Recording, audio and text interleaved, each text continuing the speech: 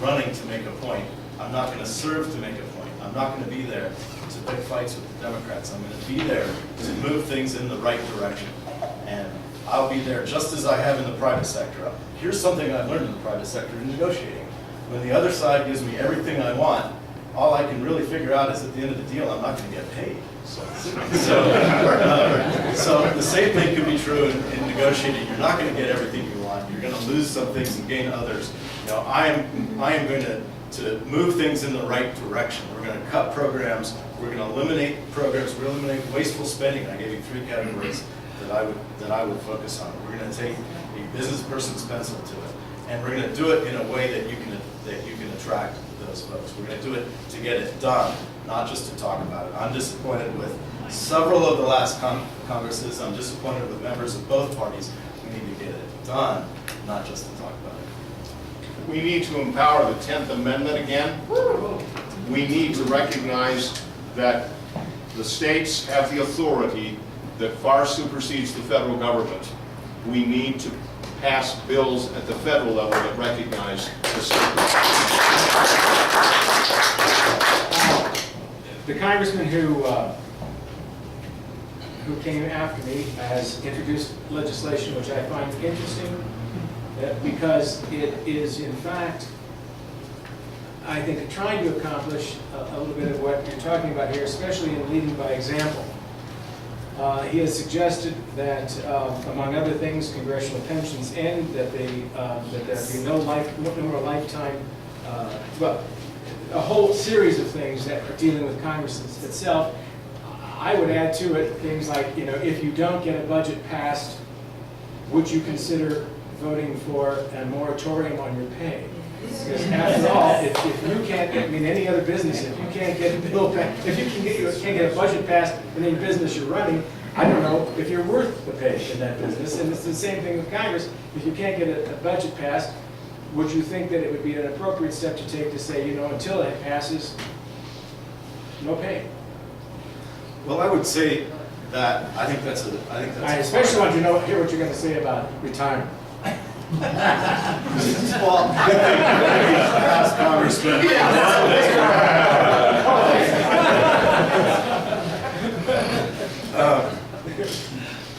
I think pay for performance is a fine idea. You know, I want congressional pay to be enough that people don't have to be wealthy. They don't have to have made a lot of money to become a congressperson. I think we should have the idea of a citizen legislature. I do think we should get rid of pensions and automatic pay increases and all of these other types of things. If we're going to get rid of pay for not passing the budget, we ought to get rid of pay when you're messing around on the job. You know, Congressman Polis is working right now to deal with recategorizing pizza. It's probably a good idea, but thank you, Congressman Polis, for taking on the big issues. I think that's screwing around on the job, and we ought to dock his pay. Tom, I think that's a good point, and I will commit to supporting any measure that would hold Congress directly responsible for not getting the job done. Now, having said that, if things get tough, can I come live with you? As long as you keep my pension, sure.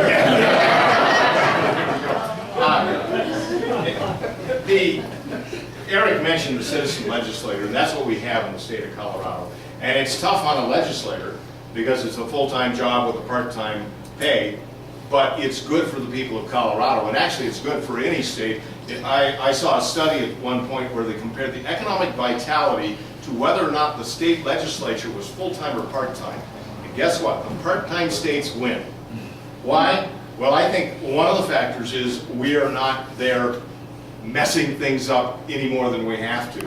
There's a place for the legislature, but it can go overboard far too quickly, and we do that at the federal level. I have learned as a businessman, I've been in the legislature for 10 years, but I've been running my own business for the last 45 years. And I'm always the last guy to get paid. So it sounds quite appropriate at the legislative level as well. I'd like to add one more thing to the discussion of Congress people doing their jobs, and there's something that Congress does. Congress has developed that bad habit, and that habit is to delegate important decisions that should be legislative decisions to the regulators. Now, especially with this administration, I don't like passing over authority to the executive branch, but that's another form of sleeping on the job. The ultimate accountability, though, for members of Congress is if your member of Congress isn't doing the job, if he isn't doing what he told you he was going to do, just like Jared Polis didn't do what he was going to told us he was going to do, we need to fire him. And that's all of our jobs as the voters in our district to get rid of congresspeople who don't reflect our values. Okay. A couple more questions. This one, it goes to something that I am particularly interested in talking about for a while, and that is, the question is dealing with congressional oversight. What should Congress do about those who violate the Constitution or refuse to obey the law? I can only assume they're talking about the executive. And they give some examples. Bypassing Congress with executive orders. Deficit spending on stimulus and political cronies. Fast and Furious, I think you're both familiar with that, everybody here.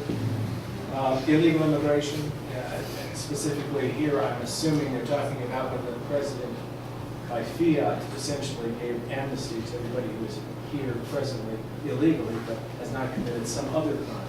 He said, we will not send you home. And leaks of intelligent activity. Along with this, first I'm going to ask you, what can Congress do in terms of oversight of the executive? It's tough. The branches of government, I mean, depending on the committees you are on and what you're going to actually be dealing with, it can stop there. But there is this thing called impeachment. And it is strictly a congressional determination as to exactly what, and this is something I don't think a lot of people understand. People think that there's a specific definition for high crimes and misdemeanors. There's not. It is totally up to Congress to determine what that means. And the founders meant it to be that way because they recognized many things could not be categorized so neatly into some sort of canon of law. So it's a political decision as to whether or not to impeach the president based on this concept of the violation of the commission of high crimes and misdemeanors. So, number one, what would each of you say is the role of the Congress in oversight over the executive in these areas, if you can? And I think we should allow a little more leeway. This is a complex question, so give them a full 2 minutes there each. But so try to remember what each one of those was. And secondly, do you believe that this president has committed high crimes and misdemeanors to the extent that, God forbid, he's reelected, but I hope to God you are, one of you, would you actually introduce a bill of impeachment? And I forgot which one it is first. Okay, you're first. I'll take first. We got 2 minutes. Let's start with the thing that I talked about before, which was Congress sleeping on the job and delegating its authority to the executive branch. So one of the things that I've proposed about this is I've proposed something called the EARN Act, the Ease America's Regulation Now Act. One of the components of it is that for major regulations, it deals with regulation and the process for regulation. One of them is that major regulations, those that have 100 million or more of economic impact, need to be ratified by the Congress. So Congress needs to be accountable for it. One of the reasons it's so hard for Congress to do its constitutional duty is because they've delegated so much of their other constitutional duty to the executive branch. Congress needs to be a lot more specific. If the laws that the Congress passes are specific, then what's a misdemeanor or a high crime is simple. It's when you go outside the bounds of the laws. When those laws are vague or so complex and subject to so much interpretation and delegate so much authority to those administrations, then it's an almost impossible task to determine whether the administration is complying with the law. I think that one of the problems of having professional politicians, and Polis has been in office, in Congress 4 years, but in political office for 10 years, one of the problems with career politicians is that they view everything as an opportunity to score political points. And I think the Congress has taken a reactive approach to oversight, and they wait for a whistleblower, and then they say, oh man, I could beat up the party in power with this. But